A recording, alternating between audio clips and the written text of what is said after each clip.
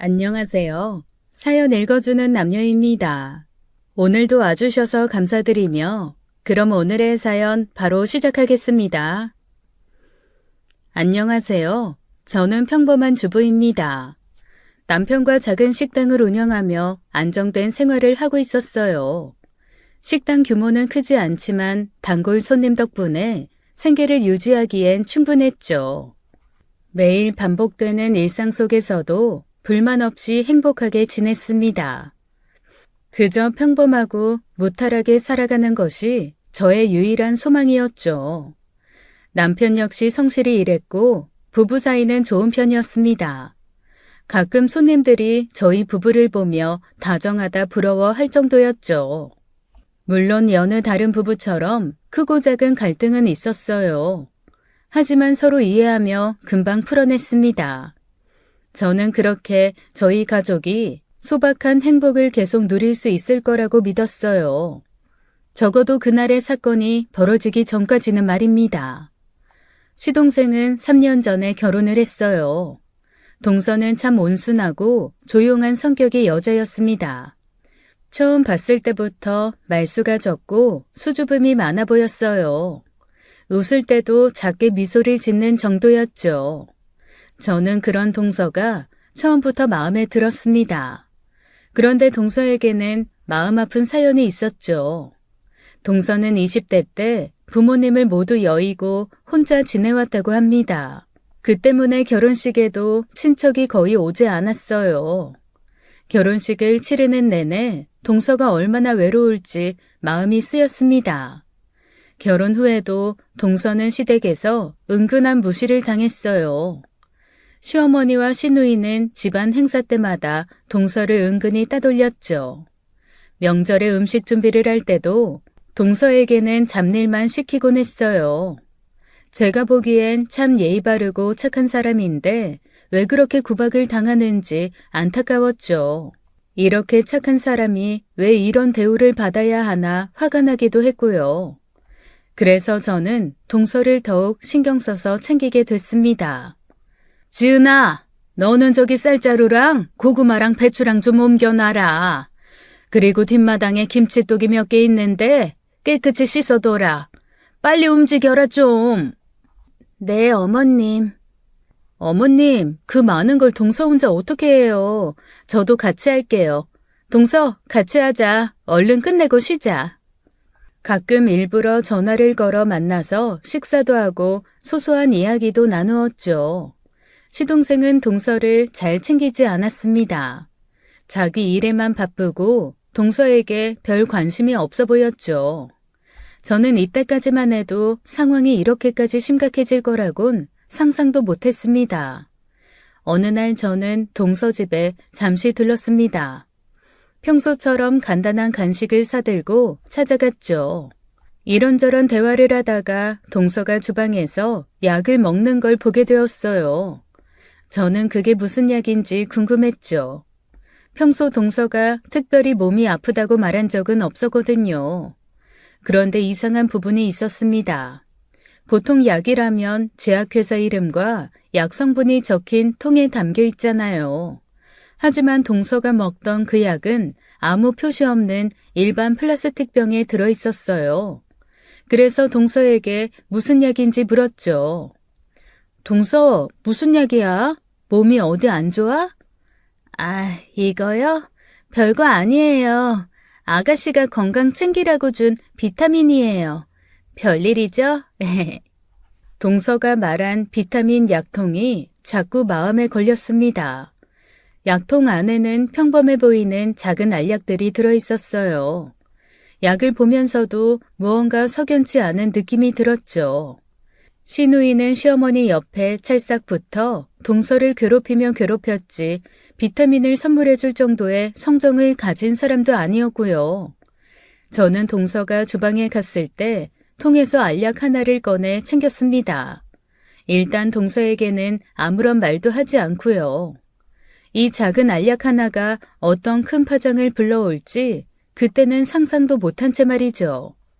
동서와 이런저런 수다를 떨다가 헤어지고 저는 약국으로 향했습니다.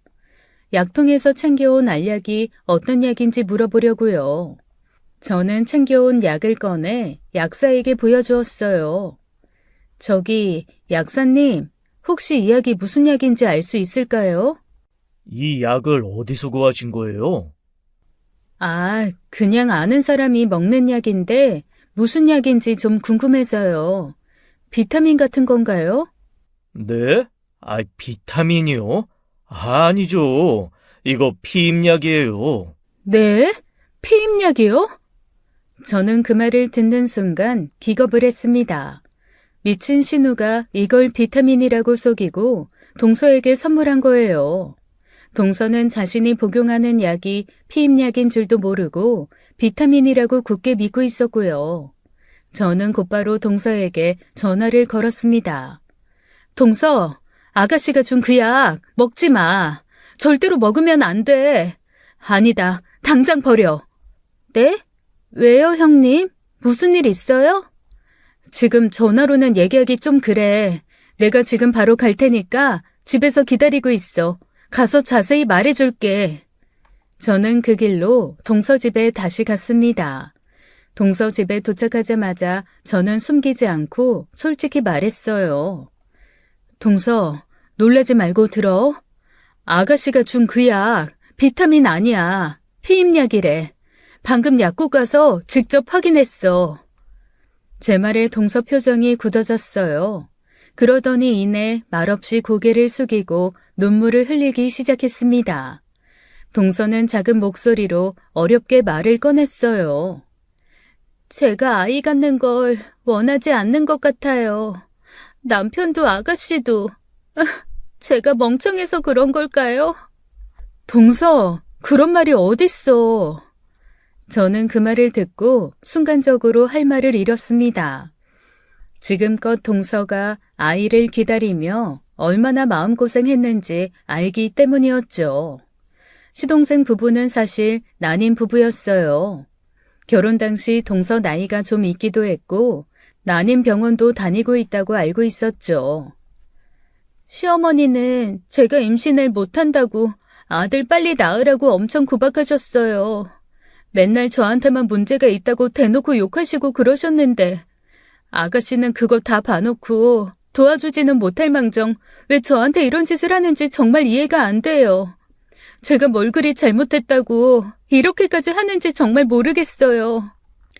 저도 도무지 이해가 가지 않았습니다. 이건 장난이라고 할 수도 없는 만행이었죠. 아니 범죄였어요. 왜 신우이가 동서에게 그런 끔찍한 짓을 한 것인지 알 수 없었습니다. 평소에도 동서에게 못되게 굴긴 했지만 이 정도일 줄은 몰랐죠. 저는 곧바로 신우이를 찾아가기로 마음먹었습니다. 이걸 그냥 냅두면 안 되잖아요.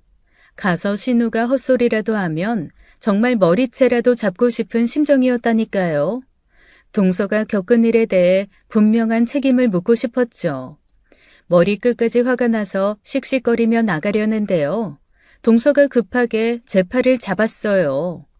동서는 간절한 눈빛으로 저를 보며 말했습니다. 형님, 저 부탁이 있어요. 제발 이번 일은 그냥 조용히 넘어가 주세요. 부탁드릴게요, 형님. 동서, 뭐라고? 말이 되는 소리를 해. 어떻게 이런 일을 그냥 묻고 가? 절대로 안 돼. 내가 당장 아가씨 찾아가서 제대로 사과도 받고 필요하다면 법적인 처벌까지 받게 할 거야. 이건 그냥 넘어갈 일이 아니라는 거 동서도 알잖아. 형님, 저도 너무 화나고 억울한데요. 사실 이번에 남편이 사업 자금을 아가씨한테 빌리기로 했어요. 지금 괜히 제가 문제 만들었다가 아가씨가 남편한테 돈 안 빌려준다고 할지도 모르고. 그러면 저 정말 난처해져요. 남편도 엄청 화낼 게 뻔하고요. 그러니까 제발 이번 한 번만 그냥 참아주세요. 네? 형님, 제발 부탁드려요. 뭐? 사업자금? 그것 때문에 참으라니. 동서, 제발 그러지 마. 당당하게 살아. 동서 잘못한 거 하나도 없잖아. 아, 제발요, 형님. 그리고 아주버님께도 절대 말씀하지 말아주세요. 아주버님이 이 일을 알게 되시면 분명 난리 날 거고, 그럼 제 입장이 정말 곤란해져요. 제발 이번 일은 우리 둘만 알고 조용히 덮어주세요. 네? 동서. 나 솔직히 말하면 동서가 정말 이해가 안 돼. 대체 정말 왜 이렇게까지 하는 거니? 아무리 그래도 그렇죠. 저는 동서를 도저히 이해할 수가 없었습니다. 답답하기도 했고요. 이런 일을 당하고도 왜 참으려 하는지 괜히 죄 없는 동서에게도 화가 났어요. 하지만 아주 나중에 동서가 이럴 수밖에 없는 이유를 알고 저는 정말 마음이 아팠습니다. 동서는 끝내 눈물을 흘리며 저를 말렸습니다. 그 모습에 저도 더 이상 나설 수가 없었죠. 당사자가 제발 일을 키우지 말아달라고 이렇게 부탁하는데 어쩌나요? 동서의 간곡한 부탁을 결국 들어주기로 했습니다. 그래, 이번만 동서 부탁 들어줄게. 하지만 잘 들어, 동서. 나 한 번만 더 아가씨가 이딴 막장 장난치면 그때는 동서가 아무리 말려도 내가 시댁 뒤집어 엎어버릴 테니까 그렇게 알아. 알겠어요, 형님. 정말 이번만 부탁드릴게요. 감사해요, 형님. 이게 대체 뭐가 감사한 일인지 정말 모르겠다. 하지만 제 마음은 여전히 복잡했어요. 이런 문제가 결코 여기서 끝날 것 같지 않았거든요. 그런데 피임약 사건 이후 동서의 상태가 눈에 띄게 이상해졌어요. 전에는 말수는 적어도 웃음이 있던 사람이었거든요. 하지만 그 사건 이후 동서는 작은 소리에도 깜짝 놀라곤 했습니다. 가족 모임에서도 동서는 시댁 식구들 눈치를 보며 구석진 자리를 찾아 혼자 앉아 있었죠. 아유, 지은이 저건 어쩌자고 잔칫날 와서 구석탱이에 찌그러져서 분위기 다 잡치고 있냐? 다른 사람들은 음식 준비하고 바쁜데 혼자 저기 처박혀서 뭐 하는 거냐고. 식구들 보기도 부끄럽지도 않어? 혼자 있는 게 마음이 편해서 그런 거겠죠. 그동안 얼마나 다들 마음 불편하게 그랬으면 동서가 저러겠어요. 서방님도 본가 오셨으면 동서 마음 편하게 좀 챙겨주세요. 그렇게 나몰라라 하지 마시고. 서방님 아내잖아요. 해숙이 너 말에 가시가 있다? 우리가 뭘 어쨌다고? 네, 가시 있어요. 가시 돋았으니까. 이런 망할. 어쩜 며느리들이 하나같이 이 지랄인지. 하지만 아내 편을 들어줘야 할 시동생 포함 모두들 동서를 그저 답답하다는 눈으로 바라볼 뿐이었습니다. 저는 그런 동서가 걱정되어 자주 만나려고 노력했어요. 하지만 만남이 반복될수록 동서의 상태가 심상치 않음을 느꼈습니다.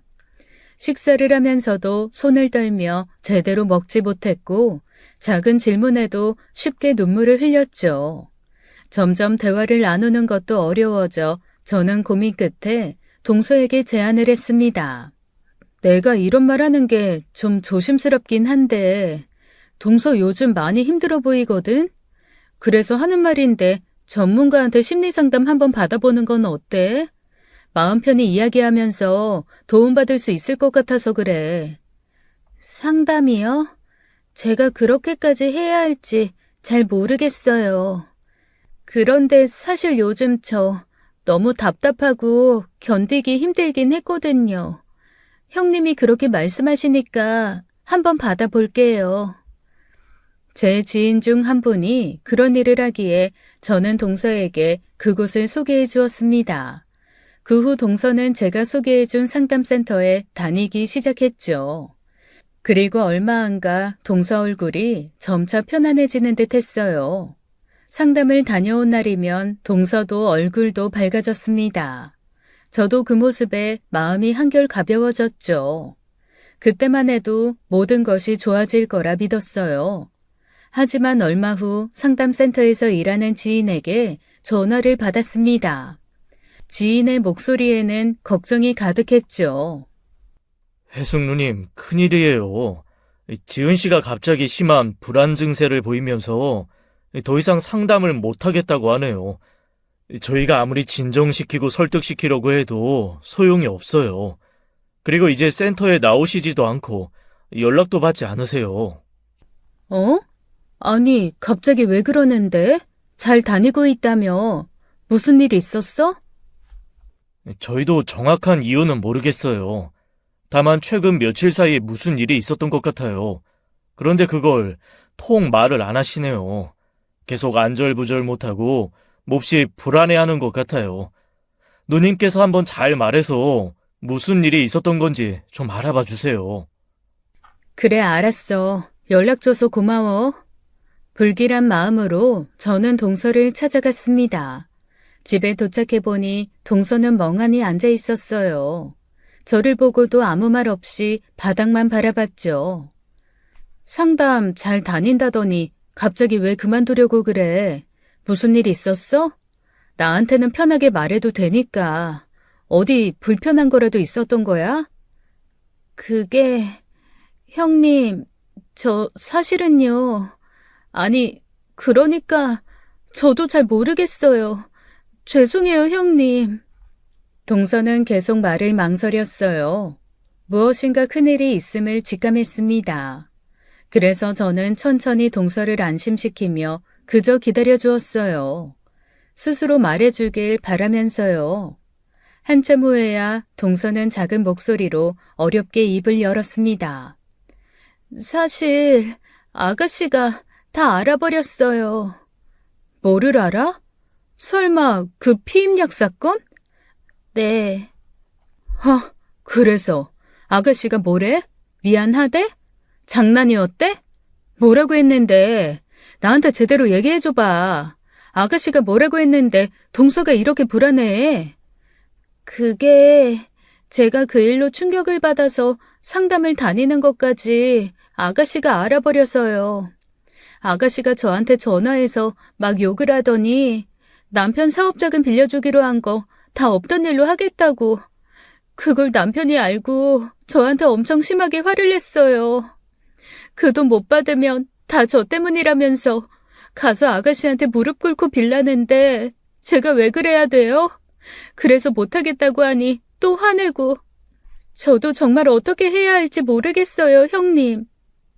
동서가 말하는 동안 저는 주먹을 꽉 쥐었습니다. 뭐 이런 빌어먹을 남매가 다 있나요? 말도 안 되는 그런 만행을 걸리면 사죄가 먼저 아닌가요? 지 잘못 걸리자 투자를 안 하겠다는 협박을 대체 왜 하나요? 저는 시동생도 어이가 없었습니다. 시누이가 자기 아내에게 그런 장난 아닌 만행을 저질렀으면 시누이에게 화를 내야 정상 아닙니까?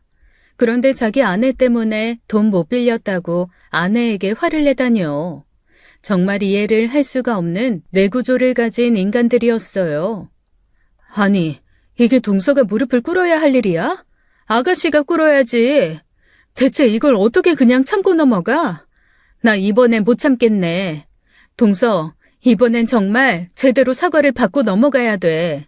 그렇지 않으면 평생 아가씨랑 서방님은 동서 우습게 보고 계속 이딴 개막장 짓을 할 거라고. 근데 형님, 그렇게 했다가 남편이 진짜로 저랑 이혼하자고 하면 어쩌죠? 저 너무 무서워요. 동서, 이혼? 그 말을 할 사람은 서방님이 아니라 너야. 대체 왜 동서가 서방님을 무서워하고 눈치를 봐야 하냐고. 동서, 미안한데 나 진짜 너무 답답하다. 동서의 이야기를 듣고 저는 참을 수가 없었습니다. 제가 성격이 성인군자 성격이 아니라 속에서 천불이 났죠. 시누이를 당장 만나서 이 일을 따져야겠다고 결심했습니다. 그날 바로 시누이를 찾아갔어요. 아가씨, 동서한테 뭐라고 그랬어요? 무슨 짓을 한 거냐고요? 뭐래, 다짜고짜 찾아와서. 왜 난리예요? 동서한테 전화해서 욕하고 협박까지 했다면서요? 내가 뭔 협박을 해요? 지은이 걔가 그래요? 저도 다 알아요. 비타민이라고 속이고 피임약을 먹인 게 사람이 할 짓입니까? 그래 놓고 돈 못 준다고 협박을 해요? 인생 그렇게 살지 마요. 당장 가서 동서한테 제대로 사과해요. 지금 뭔 소리 하는 거예요? 새언니, 그 여자 말 다 믿어요? 걔 미쳤다니까. 정신적으로 문제 있는 거 몰라요? 걔 혼자 피해망상 있는 거라고요. 왜 나한테 와서 지랄인데요? 역시 말이 통할 상대가 아니었습니다. 애당초 말이 통할 정도의 인간이라면 그런 장난도 안 쳤겠죠. 신우이의 태도에 저는 어이가 없다 못해 주먹이 절로 쥐어지더군요. 반성은커녕 오히려 저를 향해 나를 세우고 있으니 말이죠. 그러더니 더 기가 찬 말을 늘어놓기 시작했어요. 솔직히 말해서 지은이 걔 우울증 아니고 정신분열 아닌가? 맨날 피해의식에 사로잡혀서 혼자 소설 쓰잖아. 집에 와도 구석에 처박혀서 혼자 뭐라고 중얼중얼거리고. 딱 봐도 미친 앤데. 이쯤 되면 우울증 치료가 아니라 조현병 약을 처먹여야지. 왜 엄한 데서 피해자 코스프레야? 재수없게. 아가씨, 말이면 다인 줄 알아요? 미쳤다고? 재수없다고? 누가 먼저 시작을 해서 사람을 미치게 만들었는데 그딴 말을 해요. 동서가 아니라 정신과 치료는 아가씨부터 받아야겠네. 세상에 어떻게 이렇게 뻔뻔할 수가 있어요? 제 말의 그 순간 신우이의 눈빛이 변했습니다. 뭐라고? 새언니, 아니, 혜수가 너 지금 미쳤니?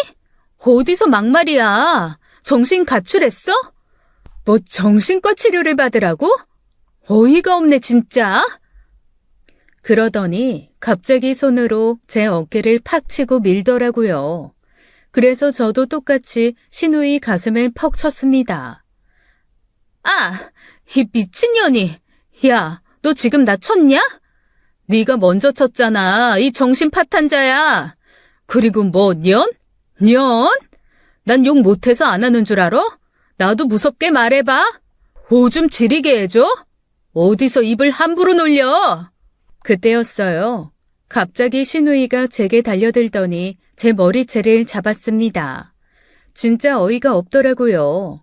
저 역시 가만히 당하고 있을 순 없었죠. 저도 힘껏 신우이의 머리채를 움켜잡았어요. 저 힘 셉니다. 그대로 신우를 당겨서 바닥으로 패대기 쳐버렸어요. 아우, 내 허리.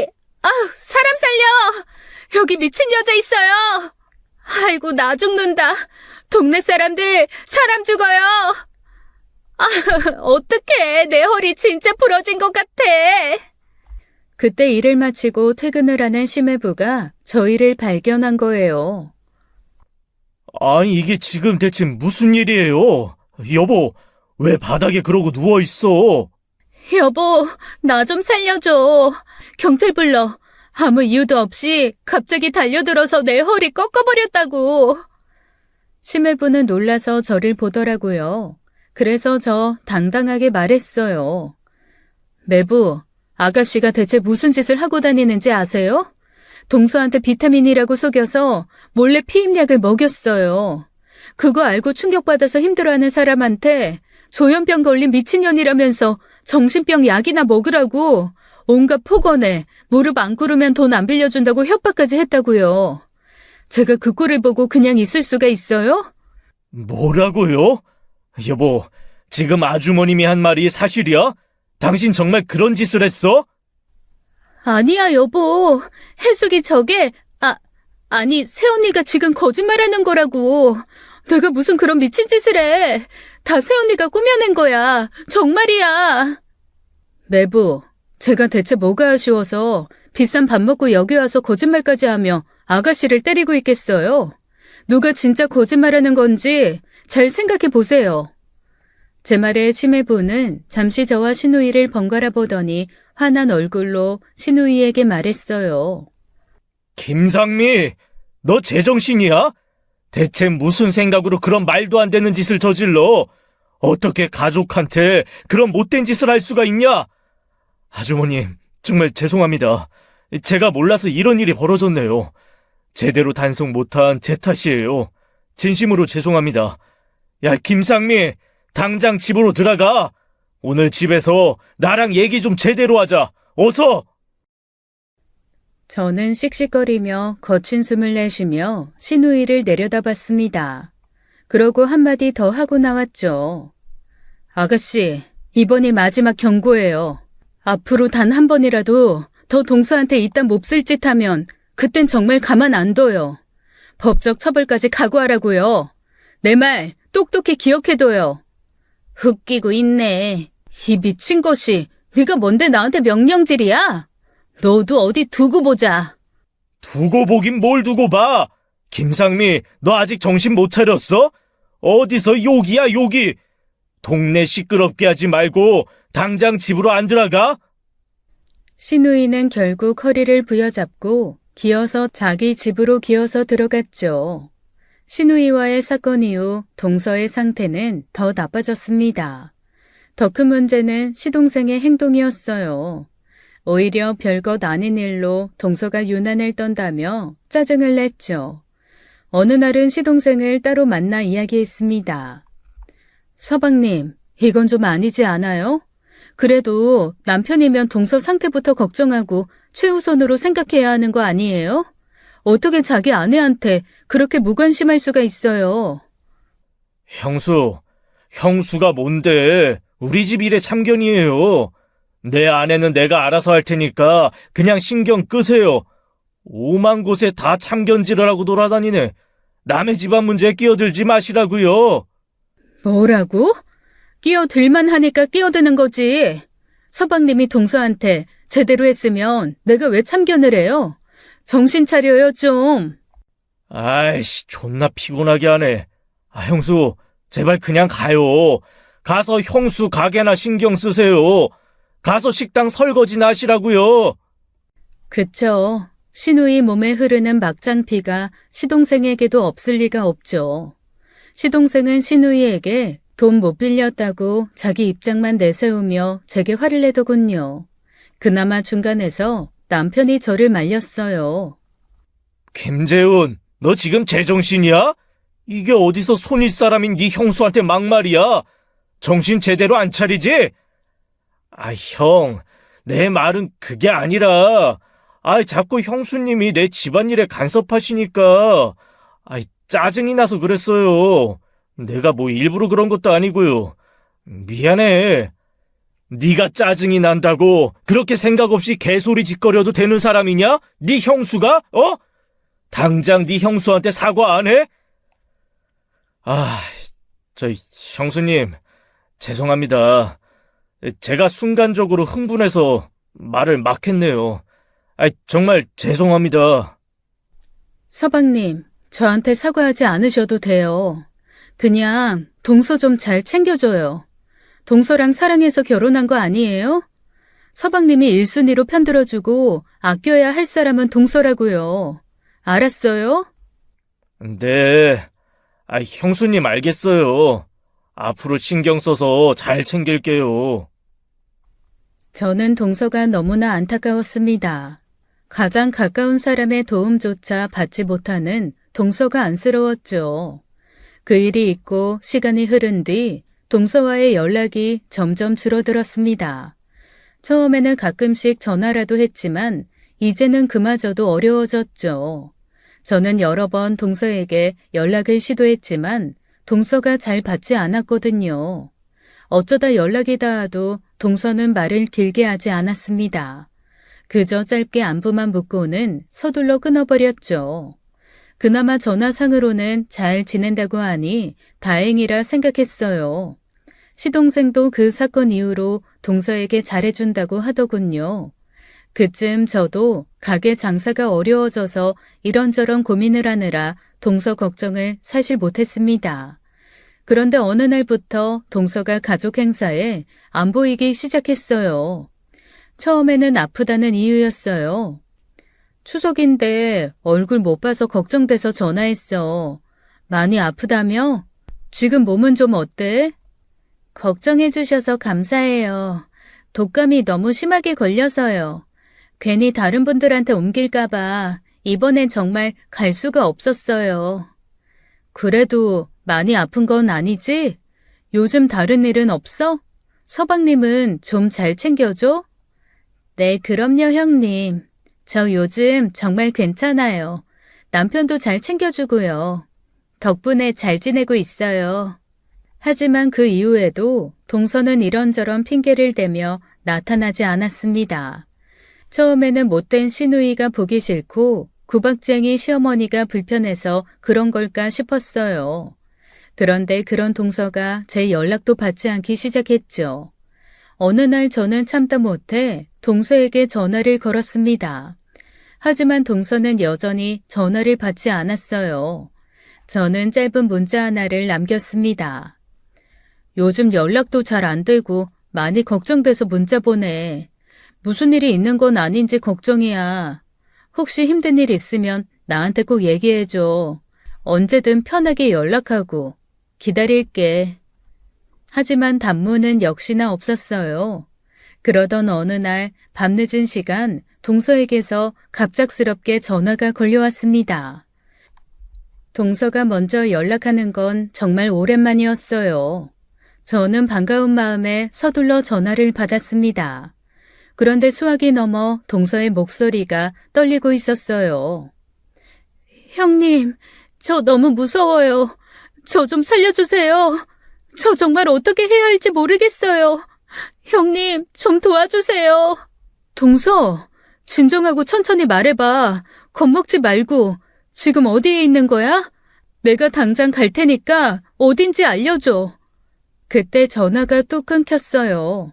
다시 전화를 걸었지만 동서는 제 전화를 받지 않았죠. 저는 일단 동서 집으로 향했습니다. 가는 동안 시동생에게도 전화를 했지만 받지 않았어요. 급하게 동서 집 앞에 도착해 초인종을 눌렀습니다. 잠시 후 시동생이 문을 열었어요. 왜 이렇게 전화를 안 받으세요? 잤어요. 아, 왜요? 서방님, 동서 어디 있어요? 집에 있어요? 형수님, 뭘 그렇게 난리예요? 이 밤에 왜 이래요? 동서한테 무슨 일이 생긴 것 같아요. 지금 당장 동서 좀 찾아야 돼요. 어디 있냐고요? 빨리요. 아, 지연이 여행 갔어요. 걔 혼자 바람 쐬러 갔다고요. 여행이요? 무슨 소리예요?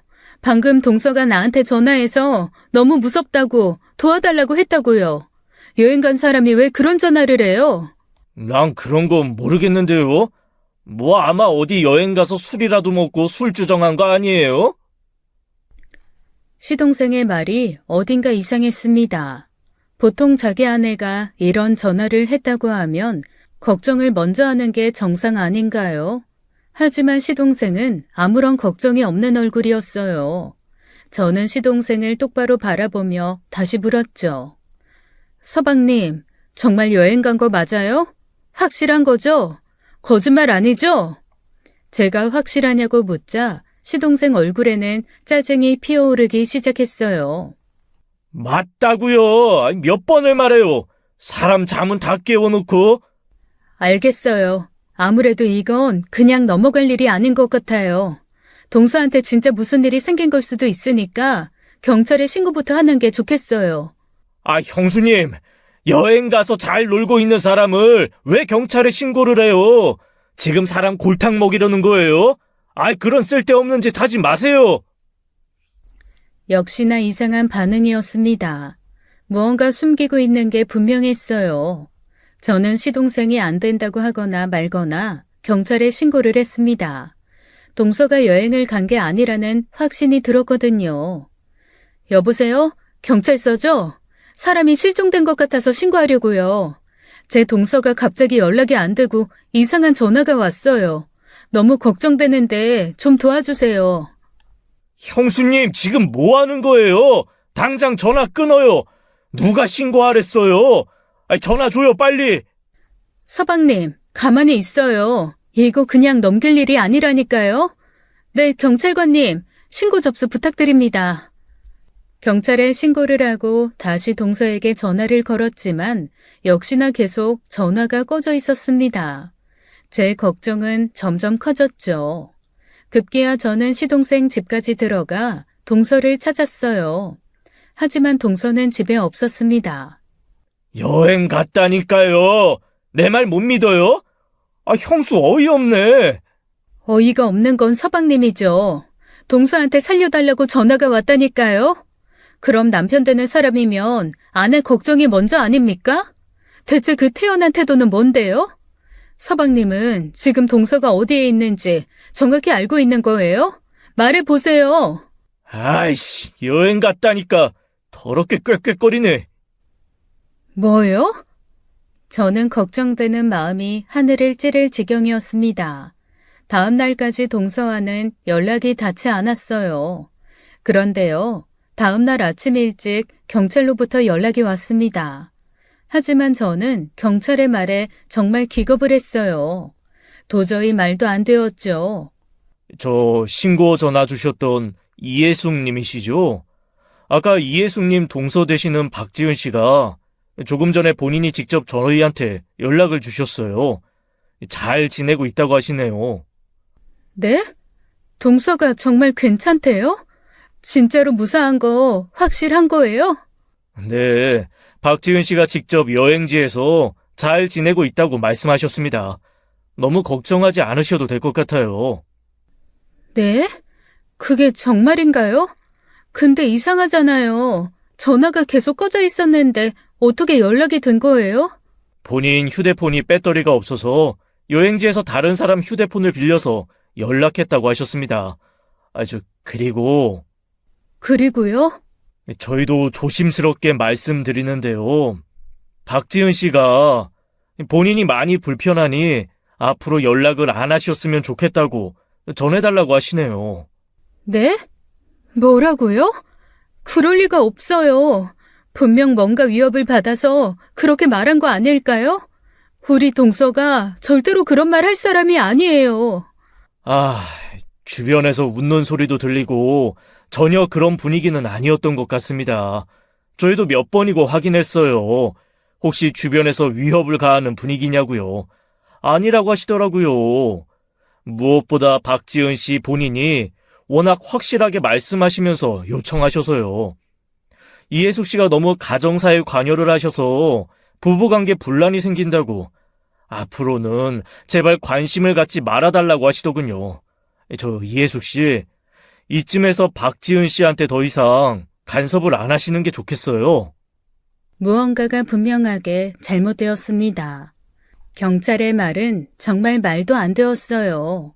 제 간섭이 싫다는 동서가 무섭다고 제게 도와달라고 전화를 먼저 하는 게 말이 됩니까?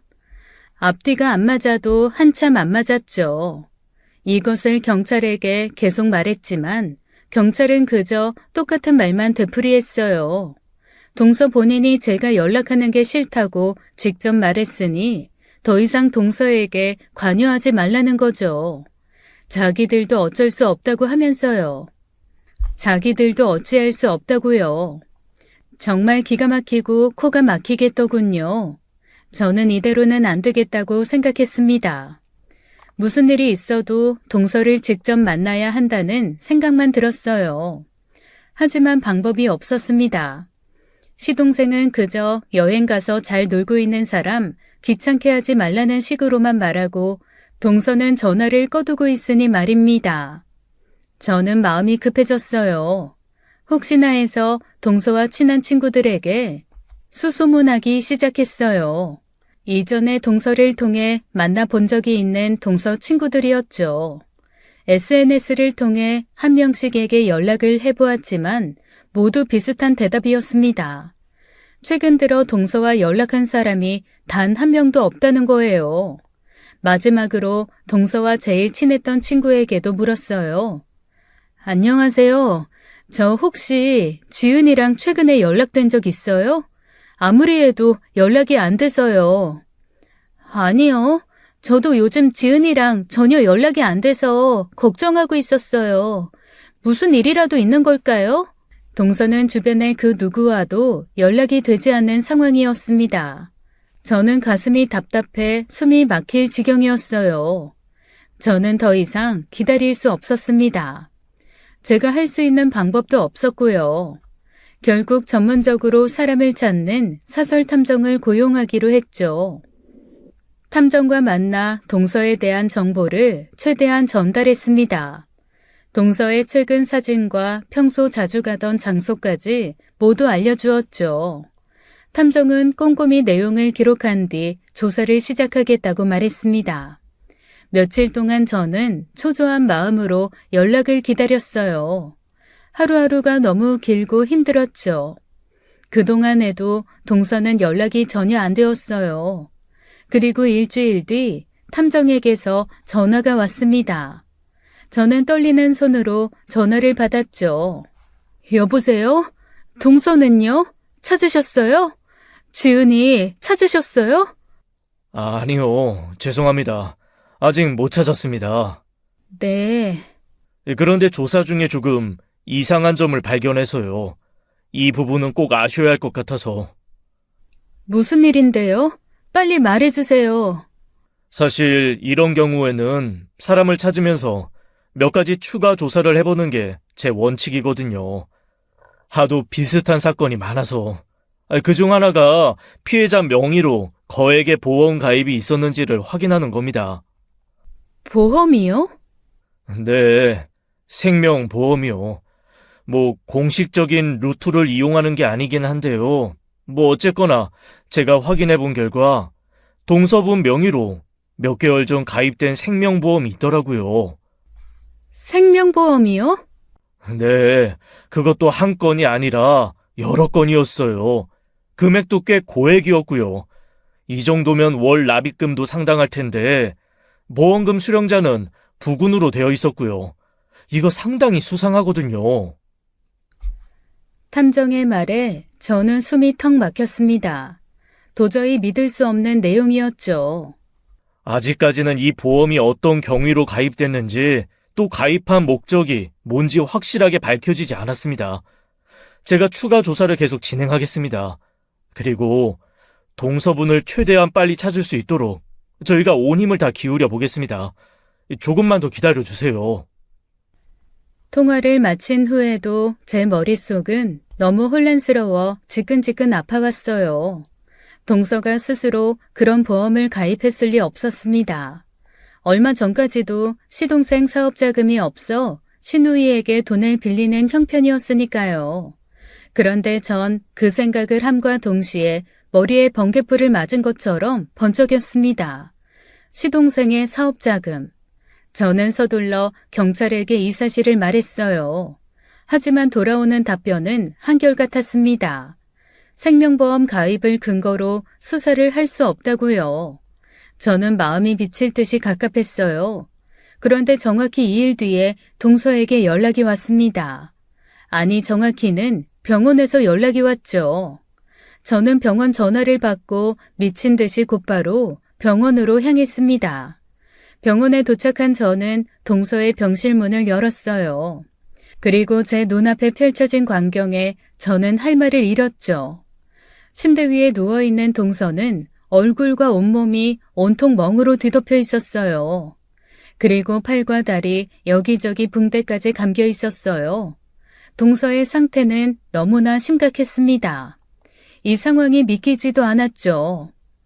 동서, 도대체 이게 무슨 일이야? 내가 얼마나 동서를 찾아다녔는지 알아? 대체 그동안 어디 있었던 거야? 죄송해요, 형님. 걱정 끼쳐드려서 정말 미안해요. 정말 여행 갔던 거 맞아? 서방님이 동서 혼자 여행 갔다고 하던데 정말 사실이야? 여행 갔다던 사람이 어떻게 이런 몰골로 나타나? 몸이 대체 왜 이렇게 된 거야? 그게 동서는 제 물음에 답을 제대로 못했어요. 저는 마음을 진정시키고 동서에게 다시 한번 물었습니다. 제발 솔직하게 말해봐. 어떻게 하다가 이렇게 다친 거야? 누가 이런 짓을 한 거니? 나한테 제대로 말해줘야 내가 도와줄 수 있잖아. 그게, 형님, 저 그냥 교통사고였어요.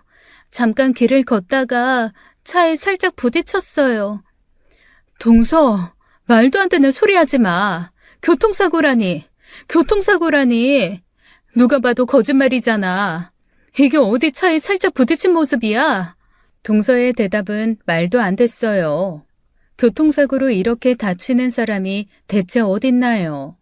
저는 바로 무언가 심각한 일이 있음을 알았습니다. 동서의 표정과 태도에서 무언가 숨기고 있다는 걸 느꼈죠. 저는 한참을 고민하다 동서에게 어렵게 입을 열었어요. 탐정이 알려준 동서 이름으로 가입된 거액의 생명보험에 대해서요. 내가 동서 걱정돼서 사실 사람 붙였어. 동서 좀 찾아달라고. 그러다가 내가 뭘 알게 됐는지 알아? 바로 동서 명의로 가입된 거액의 생명보험이야. 동서, 보험 가입한 적 있어? 어? 이게 뭘 뜻하는 건지 아냐고. 네? 아니요, 형님. 보험이라뇨. 저는 그런 거 전혀 모르는데요. 저 보험에 가입한 적도 없고 들어본 적도 없어요. 정말이에요. 동서는 제 말을 듣고는 순간 표정이 굳어졌습니다. 역시 동서도 모르고 있던 보험이었어요. 동서는 충격을 받은 듯 말을 잇지 못했습니다. 지금 일어나는 일들 절대로 그냥 넘기면 안 돼, 동서. 정말 심각한 문제라고. 어쩌면 목숨이 달린 문제일지도 몰라. 동서, 제발 나한테 솔직히 말해줘.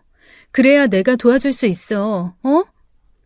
동서는 무엇이 그리 불안한지 입술만 몇 번 깨물며 제 시선을 피했습니다.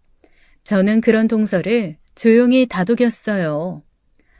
이제 혼자 슬퍼하지도 말고 혼자 아파하지도 마, 어?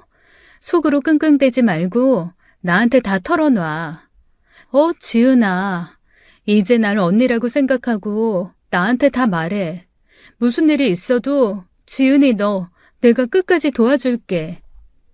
이윽고 동서는 어렵게 마음을 먹었는지 천천히 말을 꺼냈습니다.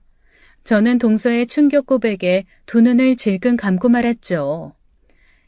형님, 혜숙이 언니, 사실은 저 교통사고 난 거 아니에요. 그래, 알아.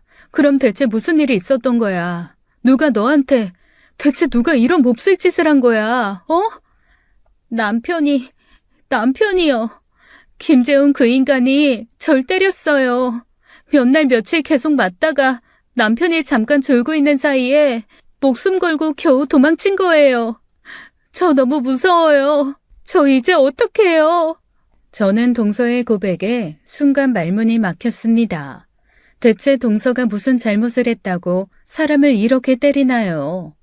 동서는 체구도 작습니다. 키도 150cm 조금 넘고 몸무게도 초등학생 수준이에요. 반면에 시동생 그 인간은 190이 넘는 거구에 몸무게도 120kg가 넘는 돼지 새끼입니다. 그런 인간이 이 작은 사람을 인정사정 없이 며칠간 때렸다는 생각이 들자 눈물이 다 나더군요. 그것도 동서가 여행을 갔다고 거짓말을 하고는 어딘지 모를 장소에 동서를 감금하고 때렸던 게 분명했습니다. 동서가 제게 전화를 한 그날 제가 경찰에 신고를 하자 시동생 그 개새끼는 동서를 때리며 경찰에게 자기는 괜찮다고 말하라고 강제로 시킨 거였죠. 손이 부들부들 떨렸어요.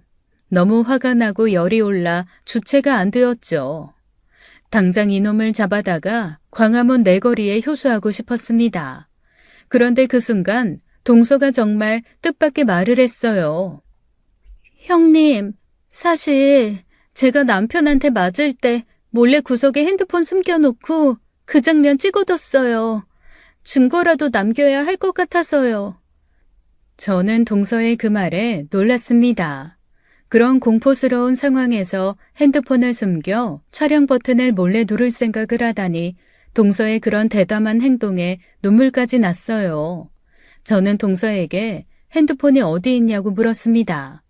동서는 힘겹게 자기 베개 밑에서 핸드폰을 꺼냈죠. 그런데 핸드폰을 제게 주려는 동서의 표정이 이상했어요. 무언가를 망설이고 있었어요. 핸드폰을 쥐고 있는 동서의 손도 떨리고 있었죠. 형님, 이 영상 보시기 전에 마음 단단히 먹으셔야 돼요. 알았죠? 꼭이요. 그리고 형님, 너무 미안해요. 정말 미안해요. 저도 몰랐어요. 정말 몰랐어요. 믿어주세요. 저는 동서가 무얼 몰랐다고 하는지, 왜 내게 미안하다고 말하는지 이해할 수 없었습니다. 동서는 그저 제게 핸드폰을 내밀며 폭포수처럼 눈물을 흘렸어요. 흐느끼는 동서의 모습에 저 역시 가슴이 너무나 아팠죠. 영상의 내용이 상상 이상으로 잔혹할 수도 있겠다는 생각이 들었거든요. 하지만 동서 핸드폰 영상 속 내용은 제가 상상한 그 이상의 것이었습니다. 아니, 제가 생각한 내용의 그것이 아니었어요. 그곳에 나오는 인물이 말이죠. 영상이 시작되고 화면 속에서 시동생과 시누이가 보였습니다. 그들은 동서에게 위협적으로 소리를 지르며 다가섰어요. 그리고 동서에게 큰 금액의 대출을 강요했죠. 동서가 망설이자 시누이가 먼저 동서를 거칠게 밀쳤습니다. 곧이어 시동생마저 동서를 폭행하기 시작했어요. 저는 영상을 보며 숨이 턱 막히고 눈물이 났습니다. 그런데 잠시 후 영상에서 끔찍한 폭력을 지시한 사람이 나왔어요. 저는 그 사람의 얼굴을 보고 말 그대로 비명을 질렀습니다. 그리고 동서 핸드폰을 떨어뜨리고 말았죠. 그 충격은 말로 표현할 수가 없었어요. 제가 믿고 있던 세상이 무너지는 기분이었습니다. 처음엔 폭력을 지시하는 그 사람의 얼굴이 제대로 보이지 않았어요. 어두운 뒷공간에 있어서 얼굴이 잘 안 보였죠. 하지만 곧 그 남자가 어두운 공간에서 걸어 나왔습니다. 그 남자는 제 남편이었어요. 개쓰레기 피는 시누이와 시동생에게만 있는 게 아니었어요. 제 남편에게도 진하게 흐르고 있었던 것이었습니다. 야, 그렇게 해서 제가 말을 듣겠냐? 팍팍 못 때려? 왜? 벌써 힘들어? 지쳤냐? 이 새끼 순 비계덩어리네. 아이씨, 형, 이거 다 근육이거든? 야, 박지은, 너 일로 와. 어딜 기어가? 벌레처럼 기어가는 우리 올케. 그런다고 도망은 못 가요, 우리 올케. 영상 속 남편은 태연하게 서서 시누이와 시동생에게 폭력을 지시하고 있었습니다. 도저히 믿을 수 없는 광경이었어요. 믿었던 사람의 충격적인 진실이 눈앞에 펼쳐진 것이었으니까요. 그리고 너무나 마음이 찢어지게 아팠어요. 저 악마 같은 인간들이 동서에게 하는 그 무자비한 행동에 슬픔과 분노가 같이 일었죠. 하지만 이제는 분명히 해야 할 일이 있었습니다. 아무리 남편이라고 해도 용서할 수 없는 일이었으니까요. 아니, 더욱 제가 앞장서서 이 개쓰레기들한테 돌팔매질을 해야 했어요. 저는 곧바로 핸드폰을 들어 경찰에 신고했습니다. 전화를 받는 경찰에게 상황을 설명했죠. 얼마 지나지 않아 경찰차가 병원에 도착했어요. 병원은 순식간에 소란스러워졌죠. 저는 경찰관들에게 가지고 있던 동서의 핸드폰 영상을 건넸습니다. 영상을 본 경찰들은 매우 심각한 표정이었어요. 왜 아니겠습니까? 누구라도 그 영상을 보았다면 충격을 받았을 거예요. 심지어 어떤 경찰분은 영상을 보다가 천벌받을 새끼들이라고 조용히 중얼거리기도 했죠. 시누이와 시동생 그리고 남편은 그날 바로 체포되었습니다. 이 정신 나간 놈들은 동서가 도망을 쳤는데도 신고하지 않을 거라 생각한 거예요. 그만큼 동서를 어리석게 보고 있었던 거죠. 사실 나중에 재판에서 저도 그 이유를 알게 되었어요. 남편과 시누이 그리고 시동생이 동서를 만만하게 본 이유와 강금 폭행이 일어나기 이전 동서의 한편으로 답답한 행동의 이유를요. 알고 보니 동서의 지능에는 문제가 좀 있었습니다. 경계선 지능 장애라고 하더군요. 지적 장애는 아니었지만 그렇다고 또 지극히 정상으로 똑똑한 사람은 아니었던 겁니다. 저도 정말 몰랐어요. 그저 말없이 잘 웃는 착한 사람이라고만 생각했죠. 처음부터 악마 같은 시동생은 그런 동서를 일부러 골랐는지도 몰라요. 그러면서 결혼 생활 내내 동서를 끊임없이 가스라이팅 했겠죠. 심지어 동서는 친정도 없고 형제도 없었으니 얼마나 손쉬운 먹잇감이었겠어요.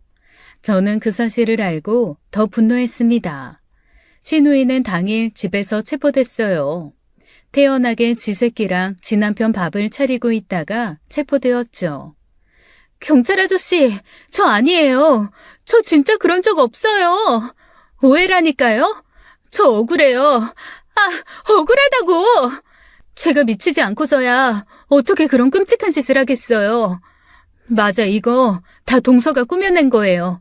요즘은 사람 얼굴까지 합성하는 영상 기술이 있다고 하잖아요. 동서가 그걸로 합성해서 만든 거예요. 나 아니라고요. 동서, 걔 평소에도 좀 이상했어요. 저 함정에 빠뜨리려고 작정한 거라고요. 제발 한 번만 믿어주세요. 경찰 아저씨, 저는 정말 결백해요. 나 애도 있는데 이대로 감옥에 갈 순 없다고요. 시동생은 술집에서 여자들과 술을 마시다가 체포되었습니다. 경찰이 체포한다는 말에 다급해진 시동생이 3층 술집 창문에서 뛰어내렸다고 해요. 그런데 아까 말씀드린 것처럼 시동생 엄청난 거구의 돼지입니다. 그러니 그 다리가 버티겠나요? 댕강 부러져 버린 채로 경찰에게 체포되었죠. 나중에 들으니 그 다리 평생 절개되었다고 해요. 이거나 이 새끼들아. 내가 내 아내 말 좀 잘 듣게 만들려고 좀 다독여준 건다. 고작 그런 걸로 사람을 체포해? 너 내가 누군지 알아? 너 소속이 어디야? 계급 뭐야? 이름 뭐냐고? 내가 경찰서장이랑 아우 다 죽었어. 마지막으로 남편은 저희 부부가 운영하는 식당에서 체포되었습니다. 그땐 저도 그 자리에 있었어요. 남편에게 어디 있냐고 전화로 물어본 다음 경찰에게 남편 위치를 알려준 게 저였으니까요. 김재현 씨, 당신을 박지은 씨에 대한 폭력 교사 및 협박, 감금 혐의로 긴급 체포합니다. 당신은 묵비권을 행사할 수 있고 변호사를 선임할 수 있습니다. 네? 지금 무슨 소리를 하시는 겁니까? 제가 폭력 교사를 했다고요? 이거 무슨 오해가 있는 것 같은데 제가 왜 체포를 당해야 합니까? 대체 누가 이런 말도 안 되는 모함을 한 건데요? 오해? 당신 지금 오해라는 말을 입에 담을 자격이나 있다고 생각해? 내가 모든 증거 다 확인했어. 당신이 그 끔찍한 폭력을 직접 지시한 장면 하나하나를 똑똑히 봤다고. 그 영상 보면서 내 눈을 믿을 수가 없었어. 내가 사랑하고 믿었던 내 남편이 짐승만도 못한 인간 쓰레기였단 사실을 말이야. 어디서 감히 오해라고 발뺌을 해? 당신이 벌인 추악한 짓, 이제 세상 사람들 모두가 알게 될 거야. 내가 직접 모든 걸 공개하고 당신 같은 쓰레기는 평생 감옥에서 썩도록 만들 거니까 각오해. 그리고 내 앞에서 2번 다시 오해니 억울하니 입 열지 마. 사람으로서 최소한의 양심이라도 있으면 지금이라도 네 죄를 인정하고 속죄하면서 살아. 그래야 당신 같은 인간도 숨을 쉴 수 있을 테니까. 너는 더 이상 내 남편도 아니고 그리고 인간도 아니야. 그냥 인간 쓰레기일 뿐이지. 알겠어? 남편은 믿기지 않는다는 표정으로 저를 바라보았습니다. 그렇게 남편과 시누이, 시동생은 결국 모두 긴급 체포되었어요. 사건은 빠르게 진행됐어요. 경찰 조사 후 검찰에 사건이 송치됐고 재판 날짜가 잡혔죠. 재판 과정에서 그들은 처음엔 강하게 혐의를 부인했어요. 그런데 그게 부인이 되나요? 동서가 촬영한 완벽한 증거가 있는데요. 그 증거들 앞에 결국 범죄를 인정할 수밖에 없었어요. 마침내 판결 선고일이 다가왔습니다. 저는 동서와 함께 법정에 앉아 결과를 기다렸어요. 재판장이 피고인들을 향해 차갑게 판결을 읽어나가기 시작했죠. 피고 김재훈은 본 사건에서 폭력교사, 협박 및 사기죄로 유죄가 인정된다. 특히 피해자 박지은은 지능장애를 가지고 있어 사회적, 정신적 취약성을 악용한 범행으로 죄질이 매우 불량하다. 이에 본 법정은 피고 김재훈에게 징역 4년을 선고한다. 또한 공범 김상민은 피해자에게 지속적으로 폭행과 협박을 가한 혐의가 인정된다. 피해자의 취약 상태를 고려해 형량을 가중하여 징역 1년 6월을 선고한다. 피고인 김상호는 피해자의 배우자임에도 불구하고 보호 의무를 저버리고 오히려 폭력에 적극 가담하였다. 이는 피해자의 장애를 더욱 악용한 행위로 인정되어 징역 3년을 선고한다. 판결은 그들이 저지른 범죄만큼 무거웠어요. 특히 재판부는 시동생이 아내를 보호하기는커녕 폭행에 가담한 점을 강하게 질책했죠. 이 쓰레기들은 끝까지 반성을 하지 못하고 항소를 했습니다. 하지만 결과는 동일했어요. 법정에서 시어머니와 마주친 적이 있어요. 그때 시모가 저와 동서를 향해 한숨 섞인 큰 소리로 말했습니다.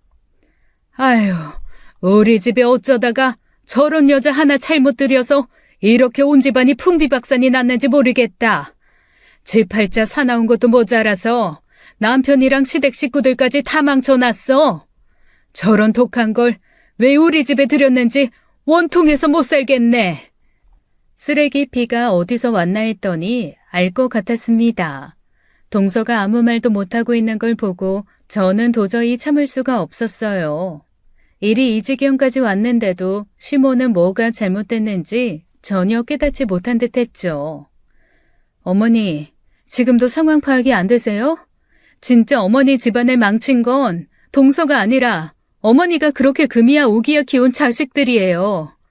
그 인간 쓰레기 같은 남매가 어머니 집안을 이렇게 만든 거라고요. 남 탓하지 말고 이제부터라도 자식들 교육이나 다시 제대로 시키세요. 아, 다들 감옥에 쳐 들어갔으니 이제 나라에서 교육하겠네요. 어머님 자식들을 위해 세금을 내고 있는 국민들에게 감사하는 마음으로 앞으로 사세요. 뭐라고? 이게 지금 무슨 말을 하는 거야? 너 지금 시애미한테 그런 식으로 말을 해? 어디서 배워먹은 포르장머리야? 이제 시어머니 아니고 그냥 지나가는 동네 할머니예요. 그러니까 말 함부로 하지 마세요. 재판 중 저는 이혼 소송도 진행했습니다. 남편의 잘못이 명백했기에 이혼 절차는 빠르게 진행되었어요. 법원에서도 남편의 잘못을 명확히 인정했고 큰 어려움 없이 이혼이 확정되었죠.